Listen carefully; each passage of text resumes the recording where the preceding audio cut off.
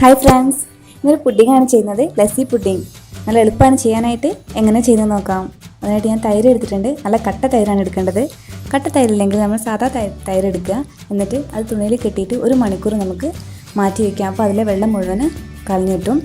പൊടിച്ച പഞ്ചസാരയാണ് പിന്നെ എടുത്തിരിക്കുന്നത്. 1/2 കപ്പ്.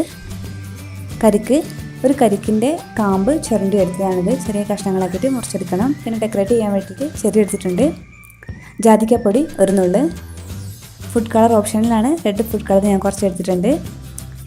നേരത്തെ 1 മണിക്കൂർ തുണിയിൽ കെട്ടി വെച്ച തൈരാണിത്. അതിലെ വെള്ളം മുഴുവൻ കളഞ്ഞിട്ടുണ്ട്. ഒരു പാത്രത്തിലേക്ക് ഇട്ട് കൊടുക്കാം. 1 കപ്പ് തൈര്. ഇതിലേക്ക് പൊടിച്ച പഞ്ചസാരയാണ് ഞാൻ പിന്നെ ചേർത്ത് കൊടുക്കുന്നത്. 1/2 കപ്പ് പൊടിച്ച പഞ്ചസാര. പിന്നെ അതിലേക്ക് ചേർത്ത് കൊടുക്കുന്നത് ജാതിക്കപ്പൊടിയാണ്. ജാതിക്കപ്പൊടി ഇല്ലെങ്കിൽ ഏലക്കപ്പൊടി ചേർത്ത് കൊടുത്താലും മതി. മിക്സിൽ ടേസ്റ്റിന് വേണ്ടി മാത്രം ചേർക്കുന്നതാണ്. നന്നായിട്ട് നമുക്ക് മിക്സ് ചെയ്തെടുക്കാം. പഞ്ചസാരയൊക്കെ നമ്മുടെ ഇഷ്ടത്തിനനുസരിച്ച് ചേർത്ത് കൊടുക്കാം. തൈരിന് കുറച്ച് ചെറുതായിട്ടൊരു പുളിപ്പ് എന്തായാലും ഉണ്ടാവുമല്ലോ. അപ്പോൾ അതുകൊണ്ട് ഈ 1/2 കപ്പ് പഞ്ചസാര എനിക്ക് കറക്റ്റായിരുന്നു. നിങ്ങൾ ടേസ്റ്റ് ചെയ്ത് നോക്കിയിട്ട് നിങ്ങളുടെ ആവശ്യത്തിന് ചേർത്ത് കൊടുക്കാം.